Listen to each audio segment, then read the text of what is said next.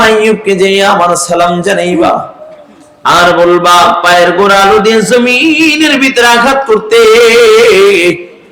যখন জমিনের ভিতরে আঘাত করবে পানি প্রবাহিত হবে, ওই পানি পান করবে আইয়ুব, গোসল করলে আমি আল্লাহ সুস্থ করে দিব। নিতে চান না ইনশাআল্লাহ? আজকে একটা বরকতের ওয়াজ শুনাই, শুনবেন নি? শুনবেন? আচ্ছা, এখানে কে কে আছেন অভাবে, ঋণগ্রস্ত, পেরেশানিতে, মিথ্যা মামলায়? কে কে আছেন হাত জাগান তো? আমিও আছি মিয়া, 4 লাখ টাকা ঋণ। আরে মিয়া, বরকতের যে সম্পদটা আসবে সেটা তো শান্তির জন্যই আসবে। সুদের টাকায় ছিল অশান্তি, ঘুষের টাকায় অশান্তি, হারামের টাকায় অশান্তি, ঠিক কিনা যারা বলেন? আর আল্লাহ যদি বরকত দেয়, আসমান ফাইয়া যদি দেয়, তাহলে কি অশান্তি হবে? যেমন আইয়ুব আলাইহিস সালাতু ওয়াস সালাম, সম্পদ এত পরিমাণে ছিল, আল্লাহ কাইরা নিয়েছে, কিছু বলে না। 18 বছর কাঁদতেছে, বলে কেমন? ওই সন্তান নাই, স্ত্রী নাই, শরীরের ভিতরে পোকা লাগিয়ে গেছে, দুর্গন্ধ ছড়াচ্ছে, বসত বিটা চাইরা জঙ্গলে চলে গেছে। 18 বছর কাটাইলেন জঙ্গলে। 18 বছর পরে আল্লাহ তাআলার দিকে তাকায়া বলে, আল্লাহ, ও মালিক, আমার সম্পদ নিয়েছে, কোনো আপত্তি নাই, সংসারের স্ত্রীরা সব চলে গেছে, আপত্তি নাই, আমার বসত বিটা চাইরা আমার জঙ্গলে আসতেছে, আপত্তি নাই, আমার শরীর থেকে দুর্গন্ধ আসে, পোকায় ধরছে, পইচা গেছে, তাও আপত্তি নাই, কিন্তু জিহ্বাটা দিয়ে আমি তো তোমাকে ডাকি। আল্লাহ, জিহ্বাটার ভিতরে পোকা লাগিয়ে গেছে, আল্লাহ বলো আমি কোন অঙ্গ দিয়ে তোমাকে ডাকবো? একটু চিল্লায় কোন আল্লাহু আকবার। আল্লাহ রব্বুল আলামিন ডাক দিয়ে বলেন, জিবরাইল, যা যা আমার আইয়ুবকে যে আমার সালাম জানাইবা আর বলবা পায়ের গোড়ালো দিয়ে জমিনের ভিতরে আঘাত করতে, যখন জমিনের ভিতরে আঘাত করবে পানি প্রবাহিত হবে, ওই পানি পান করবে আইয়ুব, গোসল করলে আমি আল্লাহ সুস্থ করে দিব। যখন আইয়ুব আলাইহিস সালাতু ওয়াস সালাম সুস্থ হয়ে গেলেন, কয় কেমন? কয় আগে যেমন ছিল তার থেকে আরো সুন্দর সুঠাম দেহের অধিকারী হয়ে গেলেন। আল্লাহ তাআলা কয়, আইয়ুব, সম্পদ চাও না, কিন্তু আমি বরকতের দ্বার খুলে দিলাম। আসমান থেকে স্মরণের বৃষ্টি ফেলায়, সুবহানাল্লাহ। আমরা তো রাস্তায় মাঝে মাঝে হাঁটি, আর কই যদি কিছু পাইতাম আলাদিনের সেরাকটা, কি বলেন, মনে মনে কল্পনা অনেকেই জাগে, যদি কত মানুষই তো কত কিছু পায়, যদি আমি একটা আলাদিনের সেরাক পেয়ে এটা বসা দিতে পারতাম, কি বলেন? আল্লাহ কয়, আইয়ুব, আসমান থেকে তোমার জন্য বরকত দিচ্ছি। কয় স্বর্ণের বৃষ্টি পড়তেছে, ওইগুলো উঠাইয়া উঠাইয়া ঝুড়ির ভিতরে নাই, 2-1টা পইরা যায়, তাও উঠায়। কয় আইয়ুব, এই 2-1টার লোভ কি ছাড়তে পারো না? আল্লাহ যখন নিছিলা তখন তো কিছু বলি নাই, এখন তো তুমি দিচ্ছ বরকত, ফালায় যাবো কেন? চিল্লায় কেন আল্লাহু আকবার। যখন আল্লাহ দিবে কুলায় কুল পাবেন না, ঠিক না? এই জন্য বরকত চাই কে কে? এবার হাত জাগান তো, কে কে বরকত চান? আল্লাহু আকবার। আল্লাহ কবুল করেন, বলুন আমিন। সবাই চান? সবাই নিতে চান বরকত? আল্লাহ কবুল করেন, বলুন আমিন। তাহলে বরকত কেমনে নিবেন? যেই নবীকে আল্লাহ পাক রব্বুল আলামিন এত দামি করে বানাইলেন, ওই নবীর দামি উম্মত হিসেবে আল্লাহ তাআলা আমাদেরকে দুনিয়ায় পাঠাইলেন। আমার নবীর নামটাও বড় বরকতময়, আমার নবীর নাম নিলেও বরকত। একটু দিলের কানটা আমল দিচ্ছে এখন, আমল, বরকতের আমল। যদি কোন আল্লাহর বান্দা পেরেশানিতে পড়ে যায়, অভাবে পড়ে যায়, একটা আমল যদি 40 দিন পর্যন্ত করে, আল্লাহ তাআলা তার অভাব দূর করে দিবে। আমলটা বলার আগে একটা ঘটনা শুনিলে ভালো বুঝবেন। বাগদাদের ভিতরে এক আল্লাহর বান্দা, বড় ধনী ব্যক্তি ছিলেন, ব্যবসা করতে গিয়ে লস খাইলেন, সব সম্পদ হারায় দেউলিয়া হয়ে গেলেন। হয় কিনা? সম্পদ দেওয়ার মালিক কে? আল্লাহ। অভাবে ফেলার মালিক কে? আল্লাহ। নদীর পার ভাঙে ওপার ঘরে, এই তো নদীর খেলা। সকালবেলা ধনী রে তুই, ফকির সন্ধ্যাবেলা। সকালবেলা ধনী রে তুই, ফকির সন্ধ্যাবেলা। এটা ঘুরাইছো, এটা ঘুরাইলে দোষ কিসের? এটা ঘুরাও। আল্লাহ বান্দা দেউলিয়া হয়ে গেলেন, আল্লাহ বান্দা দেউলিয়া হয়ে গেলেন। শুধু দেউলিয়া তা নয়, ঋণগ্রস্ত হয়ে গেলেন। তার কাছে এক আল্লাহর বান্দা 1000 দিরহাম পাবে, 1000 দিরহাম ঋণ হয়ে গেলেন। আল্লাহর বান্দা বড় পরেশান, কেমনে 1000 টাকা ঋণ পরিশোধ করবে? বারবার তাকে তাগিদ দিচ্ছে, কিন্তু ঋণ পরিশোধ করতে পারতেছে না। বিচারকের কাছে বিচার দিলেন। বিচারক তাকে ডাকা হলো, ডাক দিয়ে বলেন, ভাই তুমি কেন তার টাকা দাও না? বলে, আমাকে কিছুদিন সময় দেন, আমার দেওয়া রয়ে নাই। কয়, না, জেলখানায় বন্দী করে দিব, তোমার টাকা দিয়ে তোমার পরিবার তোমাকে ছাড়াই নিবে। ডাক দেয়া বলে, বিচারককে ডাক দেয়া বলে, ভাই আমার পরিবারের ভিতরে আমাকে ছাড়াই নিবে এমন কেউ নাই, সবাই দেউলিয়া হয়ে গেছে। তবে আমাকে আজকের রাতটা একটু সময় দেন, আগামীকালকে আমি আপনার টাকা পরিশোধ করে দিব। যদি না দিতে পারি আপনি আমাকে জেলখানায় বন্দী করে দিয়েন।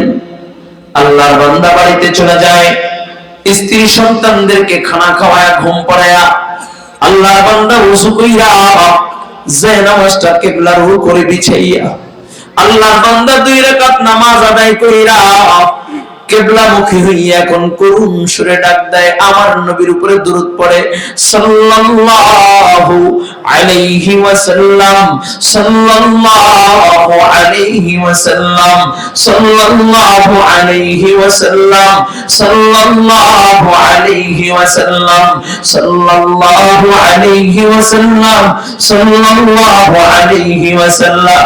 আল্লাহর বান্দা করুণ সুরে আমার নবীর উপরে দরুদ পড়ে। দুরূদ পড়তে পড়তে আল্লাহর বান্দা যায় নামাজে ঘুমায়া যায়। ঘুমের ঘরে স্বপ্নের যুগে দেখে মায়ার নবী রাহমাতাল লিল আলামিন নবী,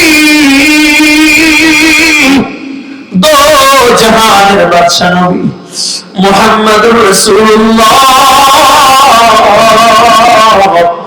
সাল্লাল্লাহু আলাইহি ওয়াসাল্লাম তার স্বপ্নে হাজির। চিল্লায় কোন আল্লাহু আকবার, আরো জোরে কোন আল্লাহু আকবার। নবী স্বপ্নের যুগে হাজির, ডাক দিয়া কয়, ও আমার আশিক, এত করুণ শুনে আমাকে ডাকছো, কি এমন টেনশন, কি এমন প্রেশান? বলি, ইয়া রাসূলুল্লাহ, ইয়া হাবিবাল্লাহ, আমি 1000 দিরহাম ঋণ হয়ে গেছি। আমি 1000 দিরহাম যদি আমি পরিশোধ করতে না পারি, আগামীকালকে আমাকে জেলখানায় বন্দী করে ফেলবে। আমার বাচ্চাদের কি উপায় হবে? আমার বৃদ্ধা মার কি অবস্থা হবে? কে তাদেরকে বাজার করে খাওয়াবে? কেমনে তারা চলবে? আমি বড় প্রেশান। নবী ডাক দিয়া কয়, তুমি আগামীকালকে সকালবেলা বাগদাদের বাদশা আব্দুল হামিদ, এই আব্দুল হামিদের কাছে চলে যাবা, যা বলবা আল্লাহর নবী 1000 দিরহাম তোমাকে দিতে বলছে ঋণ পরিশোধের জন্য। আল্লাহর বান্দা ঘুম ভেঙে যায়, ফজরের নামাজ পড়িয়া আল্লাহর বান্দা রাজ দরবারে দৌড় দিলেন। রাজ দরবারে যা দেখে বাদশা রাজকীয় কাজে বের হইলেন। এমন সময় ডাক দিয়া বলে, বাদশা আপনার সাথে আমার কথা আছে। কয়, এখন কথা বলার সময় নেই, পরে আসবা। কয়, বাদশা আমি তো আপনার কাছে আসি নাই, আমাকে পাঠানো হয়েছে। কে পাঠিয়েছে? কয়, মুহাম্মাদুর রাসূলুল্লাহ। বাদশা কোরআন পিঠ থেকে নেই মা আল্লাহর বান্দার হাতটা ধরে রাজ দরবারে নিয়ে যায়, আর ডাক দিয়া বলে, ভাই কে তোমাকে পাঠিয়েছে? বলে, আল্লাহর নবী পাঠিয়েছে। বলে, কেন? আমি 1000 দিরহাম ঋণগ্রস্ত, আল্লাহর নবী বলেছে আপনাকে আমার ঋণ পরিশোধ করে দেওয়ার জন্য। বাদশা ডাক দিয়া কয়, তোমাকে যে আল্লাহর নবী পাঠিয়েছেন তার কোনো দলিল আসেনি, দলিল প্রমাণ আসেনি? কয়, হ্যাঁ, আল্লাহর নবী এই কথাও বলেছে আব্দুল হামিদ প্রত্যেকদিন রাত্রিবেলা আমার উপরে 1000 বার দরুদ পড়ে। গত রাতে 1000 বার দরুদ পড়ে নাই, জরিমানা স্বরূপ 1000 দিরহাম যেন তোমাকে দিয়া দেয়। বাদশার দু চোখ বাইয়া বাইয়া অশ্রু ঝরতেছে। 1000 টাকার একটা থলে তুমি আল্লাহর বান্দার হাতে দিয়ে দিয়েছে। আবার বলে, ভাই বলো বলো বলো, কে তোমাকে পাঠাইছে? আল্লাহর নবী আপনার কাছে আমাকে পাঠাইছে। আপনি প্রত্যেক দিন রাত্রে 1000 বার দরুদ পড়েন, গতকাল রাত্রে 1000 বার দরুদ পড়েন নাই, এই জন্য আল্লাহর নবী জরিমানা শুরু 1000 দিরহাম দিতে বলছে। আর 1000 দিরহামের একটা থলে ধরে আল্লাহর বান্দাকে দিয়ে দিলেন। আবার ডাক দিয়ে বলে, কে পাঠাইছে একটু বলো। আল্লাহর বান্দা ডাক দিয়ে বলে, বাদশা আমি আপনার কাছে নিতে আসি নাই, আল্লাহর নবী আপনার কাছে পাঠাইছেন। বলে, কি বলে পাঠাইছে? কয়, আল্লাহর নবী বলেছেন আপনি প্রত্যেক দিন রাতে 1000 বার দরুদ পড়েন, গত রাতে পড়েন নাই, এই জন্য জরিমানা শুরু 1000 দিরহাম দিতে বলছে। আবার 1000 দিরহাম দিয়ে দিলেন। ঋণ ছিল 1000, পাইল কয় হাজার? জোরে বলেন কয় হাজার? বাদশা বলে, যাও যাও, আমি তোমাকে আরো থাকলে দিয়ে দিতাম। আল্লাহর বান্দা বিদায় নিয়ে যখন বিচারকের কাছে চলে আসলেন, ডাক দিয়া বলে, বিচারক নেন নেন, এই 1000 দিরহাম আমি দিয়া দিলাম। বিচারক ডাক দিয়া বলে, ভাই টাকা দেওয়ার দরকার নাই, দিরহাম দেওয়ার দরকার নাই।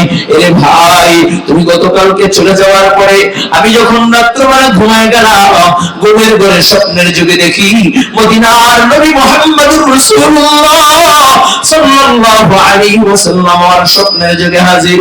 ডাক দেয়া বলছে, বিচারক আমার ওই আশিকের কাছ থেকে জরিমানা নিবা না, আমার আশিকের পাওনা টাকা তুমি পরিশোধ করে দিবা। কয়, ভাই ভাই নাও নাও, এই 1000 দিরহাম আমি তোমাকে দিয়ে দিলাম। আর তোমার কারণে আল্লাহর নবীকে যে আমি স্বপ্নে দেখেছি, এই জন্য খুশি হইয়া আরো 1000 দিরহাম আমি তোমাকে উপহার দিয়ে দিলাম। আল্লাহর বান্দা কোন পাওনাদারের বাড়ি হাজির। ডাক দেয়া বলে, ভাই নেন নেন, আপনার 1000 দিরহাম দিতে আসলাম। ওই পাওনাদার ডাক দেয়া বলে, ভাই পাওনা টাকা দেওয়ার দরকার নাই, আমি তোমার সাথে খারাপ আচরণ করেছি, তুমি আমাকে মাফ করে দাও। তুমি গতকালকে চলে যাওয়ার পরে আমি আমার বাসায় আইসা যখন ঘুমায় গেলাম, ঘুমের ঘরে স্বপ্নের যুগে দেখি মদিনার নবী মুহাম্মদুর রাসূলুল্লাহ আমার স্বপ্নে হাজির। আল্লাহর নবী বলেছেন আমি যেন তোমার পাওনা টাকা যেন গ্রহণ না করি। ও ভাই, তোমার টাকা আমি মাফ করে দিলাম, আমাকে রিটার্ন ব্যাক করা লাগবে না। আর তোমার কারণে যে আমার নবীর সাথে আমার মোলাকাত হয়ে গেছে গা, এই জন্য আমি খুশি হইয়া 1000 দিরহাম আমি তোমাকে হাদিয়া দিয়ে দিলাম। ও যুবক ভাই, ভালো করে বুঝেন, নবী আমার বলে, মান রাআনি ফিল মানাম ফাকাদ রাআনি। নবী আমার বলেন, যেই ব্যক্তি আমাকে স্বপ্নে দেখলো, সে যেন আমি মুহাম্মদুর রাসূলুল্লাহকে স্বপ্নে দেখলো। কারণ শয়তান আমার আকৃতি ধরতে পারে না, শয়তান আমার সুরত ধরতে পারে না। ও কলিজার যুবক, যারা বলো হুজুর আমি বড় পেরেশানিতে আছি, আমি বড় অভাবে আছি, আজ থেকে আমার নবীর দুরূদের উপরে আমল করবা, দেখবা আল্লাহ অভাব দূর করিয়া দিবেন, ঋণ মুক্ত করিয়া দিবেন।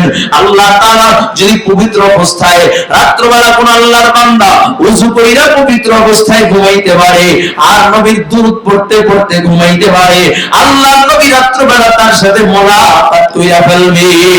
সুবহানাল্লাহ। এই জন্য নবীর সাথে মোলাকাত করতে চাই। কে কে চান? আল্লাহু আকবার।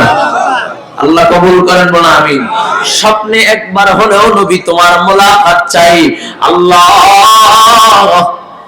তোমার ঘর বাইতুল্লাহ মক্কা মদিনা না দেখাই আমাদেরকে মৃত্যু দিও না, জোরে বলুন আমিন। जो कुछ हुआ या रब तेरे करम से हुआ, जो कुछ होगी या रब तेरे करम से होगी। যে কথাগুলো বলেছি আল্লাহ আমাকে আমাদের সকলকে আমল করার তৌফিক দান করুন। সকলে বলুন আমিন।